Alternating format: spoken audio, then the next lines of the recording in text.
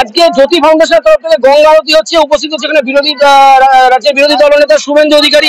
ধর্মের জন্য, সনাতন জন্য সব থেকে বড় আইকন আমাদের ঈশ্বর, আমাদের পরমেশ্বর, আমাদের পরমাত্মা, আমাদের দেবী দেবতারা, তারা হচ্ছে আমাদের জন্য সবকিছু। আমি কেউ না, আমি একজন ভক্ত।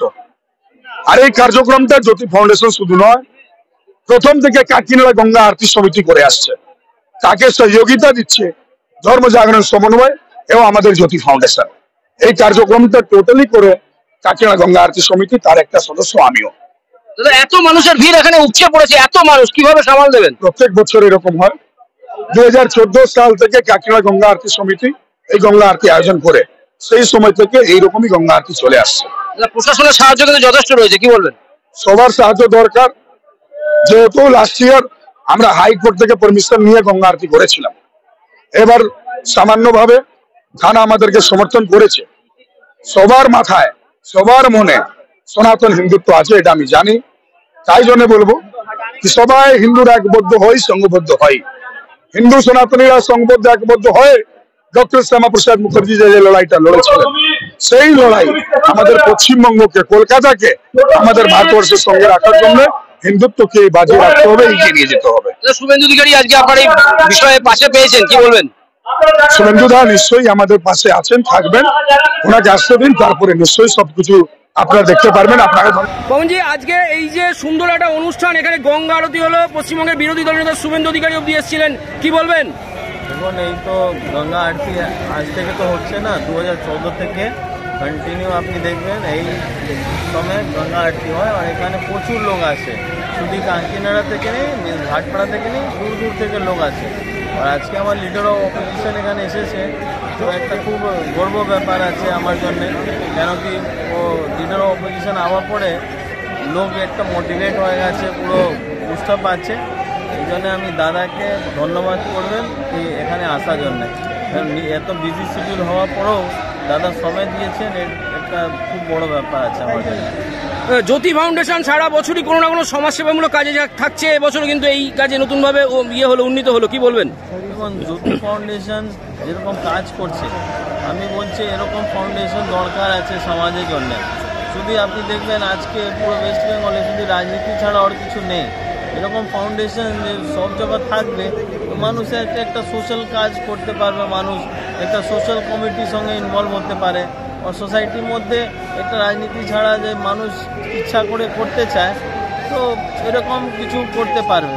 তো আমি বলবো এরকম ফাউন্ডেশন দরকার আছে সবাই জন্য, আর এরকম কাজ করলে সবাই লোক ইনভলভ হবে। ধন্যবাদ। ধন্যবাদ।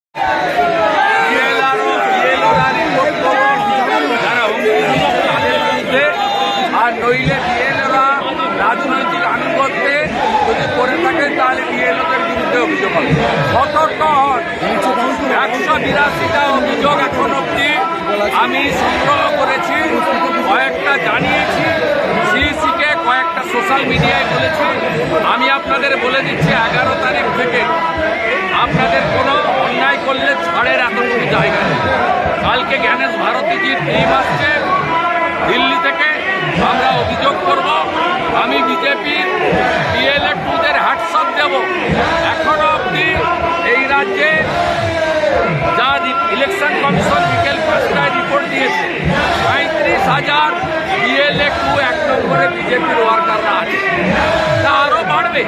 এবং বিজেপির কর্মীরা 21 সালের এত অত্যাচার, প্রতিদিন এত মিথ্যা মামলা, এখানেই কালকে রাকেশ সিংকে মিথ্যা মামলায় তুলছে।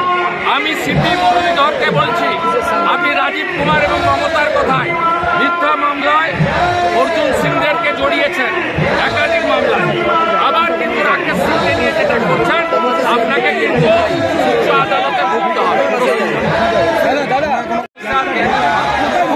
বাংলায় নামাও লোকটাকে, লোকটা সোজা করছো কেন? নামাও,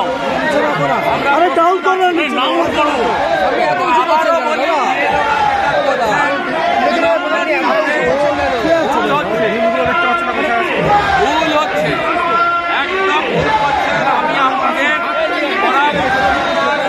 দায়ী হিসেবে বলবো, আগামীকাল থেকে বদলে যান। 52 জন আপনারা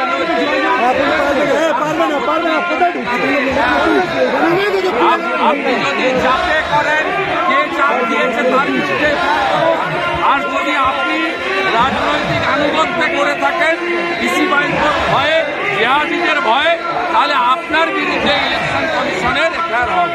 অভিষেক বন্দ্যোপাধ্যায় দিল্লি যাওয়ার হুঁশিয়ারি দিচ্ছেন। অভিষেক বন্দ্যোপাধ্যায়ের আগত দিল্লি যাওয়ার হুঁশিয়ারি, এবারে দিল্লি যাওয়ার হুঁশিয়ারি ওর দিচ্ছেন। কথার কোনো মূল্য আছে? এই লোকটা বলেছিল যে একে আমি হারাবো, তিনি ওকে 19 সালে হারিয়ে দিয়েছেন। 19-এর কথা মনে করুন। সৌমিত্র খানকে বলেছিল একটা বুথে জিতবে। ওর কথা বেশি কাউন্ট করবেন না। ওর একটাই পরিচয় পিসির ভাই। ওর মাঠ থেকে পুলিশ সরে গেলে আর ওর পিসির ট্রাকশন হয়ে গেলে ওর মমতা